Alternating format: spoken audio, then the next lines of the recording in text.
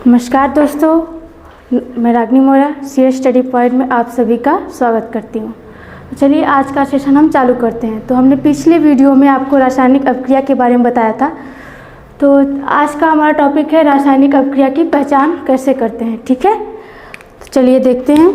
तो रासायनिक अभिक्रिया की जो पहचान है हम प्रेक्षण करके देखते हैं। तो देखते हैं 4 पॉइंट हमने यहाँ पे लिखा है।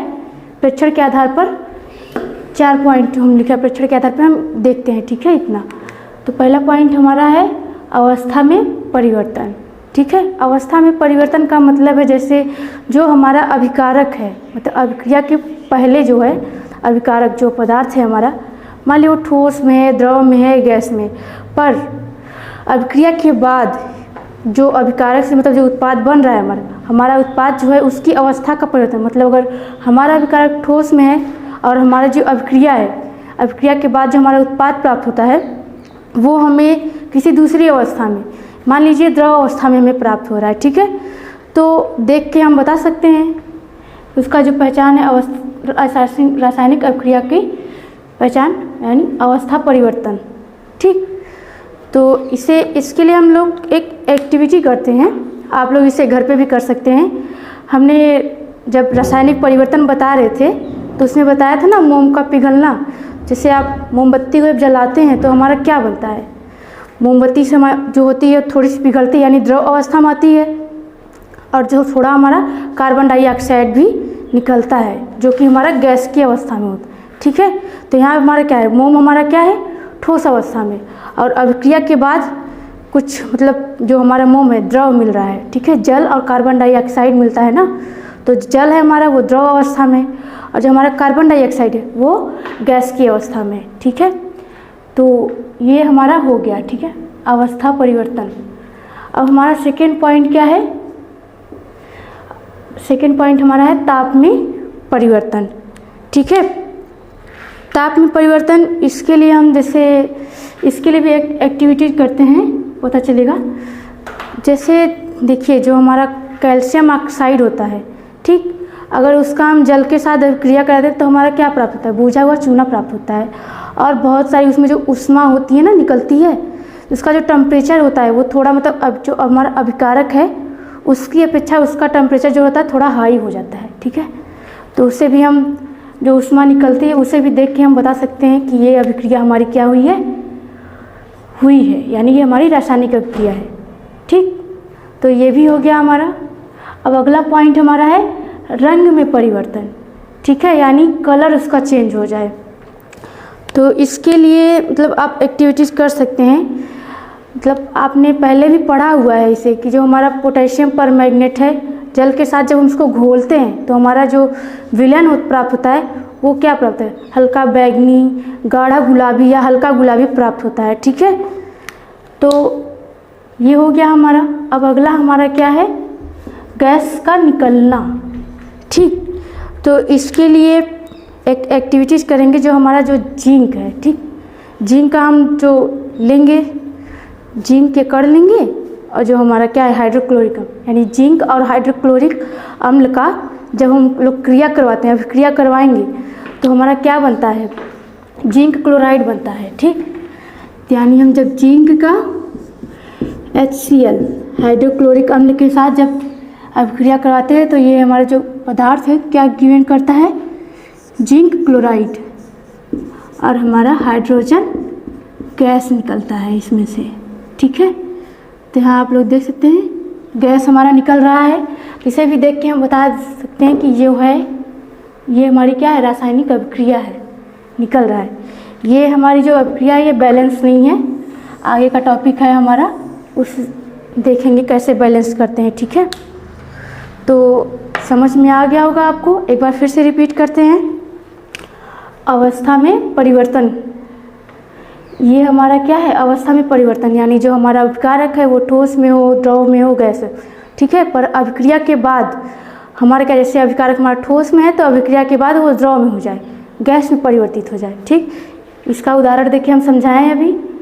और ताप में परिवर्तन ये भी हो गया, और रंग में परिवर्तन, गैस का निकलना। ठीक है, चलिए अब नेक्स्ट टॉपिक पर चलते हैं।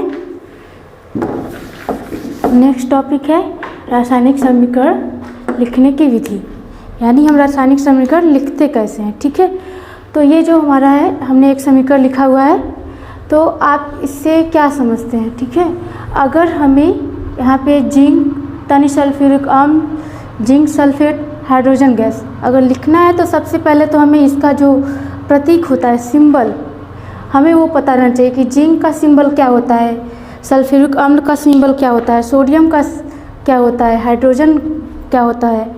ठीक है, तो पहले सबसे पहले तो हमें सिंबल का पता होना जरूरी है। तो फर्स्ट तो यही है कि हमें सिंबल पता हो क्या लिख रहे हैं। ठीक, और दूसरा हमारा है जो मतलब रासायनिक समीकरण में जो हम तत्व लिखते हैं, ठीक, जो पदार्थ के तत्व होते हैं। ठीक, हमारा रासायनिक समीकरण सेकेंड पॉइंट वो ये है कि जो हमारा रासायनिक समीकरण है वो हम जो पदार्थ होता है ना उसे हम अणु के रूप में लिखते हैं, अणु के रूप में। ठीक, तो हमारा कुछ ऐसे तत्व हैं जो हमारे एक परमाणु होते हैं, कुछ तत्व ऐसे हैं जो दो परमाणु होते हैं।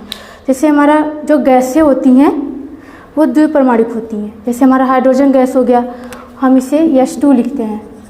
ऑक्सीजन गैस जब लेते हैं तो वहाँ पे हम O2 लिखते हैं। ठीक है, और एक परमाणु यानी जैसे हमारा जिंक हो गया, सोडियम हो गया, ठीक है, ये सब हमारे एक परमाणु होते हैं। तो ऐसे तो पहले तो यही है कि जो हमारा पदार्थ है वो तो अणु के रूप में होता है। तो एक अणु यानी ये जिंक, ऐसे कुछ तो आप ध्यान देंगे ये। और तीसरा हमारा ये है कि जो हमारा अभिकारक है, ठीक, जब ये होती है अभिक्रिया तो परिभाषा में तो यही है कि एक या एक से अधिक, यानी एक अगर एक है तो ठीक है, अगर दो है तो बीच में हम धन का चिन्ह लगाते हैं। हमारा थर्ड पॉइंट ये है कि जो अभिकारक होता है, ठीक, अभिक्रिया में भाग लेने वाले जो अभिकारक होते हैं उनके बीच उनके जो बीच होता है धन का चिन्ह लगा होता है, यानी जो दो या दो से अधिक अभिक्रिया जो एलिमेंट होते हैं जो हमारे वो योग करके तब क्रिया करते हैं ना, तो धन का चिन्ह होता है। अभिकारक हमारा सदैव बाईं ओर होता है। ठीक है, अब ये देखते हैं कि उत्पाद, ठीक, चौथा पॉइंट है जो हमारा अभिक्रिया के बाद जो हमारा उत्पाद प्राप्त होता है। ठीक, अगर एक उत्पाद प्राप्त होता है तो ठीक है, पर अगर दो उत्पाद प्राप्त हो रहे हैं तो उनके मध्य भी हम धन का चिन्ह लगाते हैं, और हमारा जो उत्पाद होता है हमेशा दाहिनी ओर होता है। ठीक है, समझ में आ गया। अब हम देखेंगे जो अभी आपने यहाँ देखा कि ये चिन्ह लगा है, ठीक, इसका भी आप लोग ध्यान देंगे। ये हमारा अनुत्क्रमणीय अभिक्रिया का चिन्ह है, तो ये भी इसमें ज़रूरी है। अगर हमारी जो रासायनिक अभिक्रिया हो रही समीकरण है, अगर अनुत्क्रमणीय अभिक्रिया है तो ये सिंबल देते हैं हम, अगर उत्क्रमणीय अभिक्रिया है तो ये सिंबल देते हैं हम। ठीक, ये अभिक्रिया के हिसाब से होता है। अगर हमारा अनुत्क्रमणीय अभिक्रिया का है, हो रही है, एक दिशा में चल रही है हमारी अभिक्रिया, तो ये सिंबल लगाते हैं, और अगर हमारा दोनों दिशाओं में अभिक्रिया चल रहा है तो इसका सिंबल देते हैं उत्क्रमणीय अभिक्रिया का। ठीक है, एक बार फिर से देख लेते हैं। तो पहला हमने क्या बताया कि जो अभिक्रिया हम लिख रहे हैं, जो रासायनिक समीकरण लिख रहे हैं, हम करवा रहे हैं, उसका सबसे पहले तो हमें सिंबल प्रतीक पता होना चाहिए। जैसे यहाँ हमने जिंक लिखा है तो जिंक का प्रतीक Zn, सल्फ्यूरिक अम्ल लिखा है तो सल्फ्यूरिक अम्ल का जो प्रतीक है ये H2SO4 है।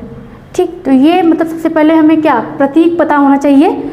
और दूसरा पॉइंट हमने लिखा है, आपको बताया कि जो हमारे जो होते हैं एलिमेंट, तो पदार्थ के जो अणु जो होते हैं, अभिकारक या उत्पाद जो होते हैं, पदार्थ हमारा सदैव अणु के रूप में लिखा जाता है। तो अणु हमारा क्या होता है, एक परमाणु और द्विपरमाणुक। तो जो हमारी गैसें होती हैं वो हमारी क्या होती है, द्विपरमाणुक होती हैं, यानी हाइड्रोजन हो गया, ऑक्सीजन हो गया, ये हम द्विपरमाणुक, यानी इसके हमेशा दो अणु होते हैं। ठीक है, और जो हमारा एक परमाणुक तत्व है वो हमारा जैसे सोडियम हो गया, क्यूप्रिक कॉपर हो गया, जिंक हो गया हमारा, ये एक परमाणुक है। ठीक है, तो सदैव हमारा जो पदार्थ में होता है वो अणु के रूप में लिखा जाता है। और हमारा थर्ड हमने बताया जो हमारा अभिकारक है, ठीक, अभिकारक के मध्य क्या होता है, ये हमेशा बाईं ओर लिखा जाता है हमारा अभिकारक, और मध्य में क्या होता है, धन का चिन्ह लगा होता है।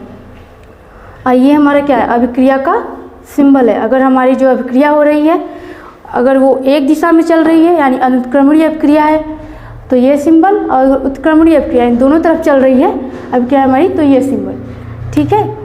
और अगला पॉइंट हमने जो बताया, उत्पाद, जो हमारा उत्पाद प्राप्त हो रहा है, अगर एक उत्पाद प्राप्त हो रहा है तो फिर ठीक है, और उसके बाद अगर दो उत्पाद प्राप्त हो रहे हैं या दो से अधिक उत्पाद प्राप्त हो रहे हैं तो उनके बीच क्या होता है, धन का चिन्ह होता है। ठीक है, तो समझ में आ गया है। अब हम अगला पॉइंट चलते हैं। ठीक है, अगले हेडिंग की तरफ।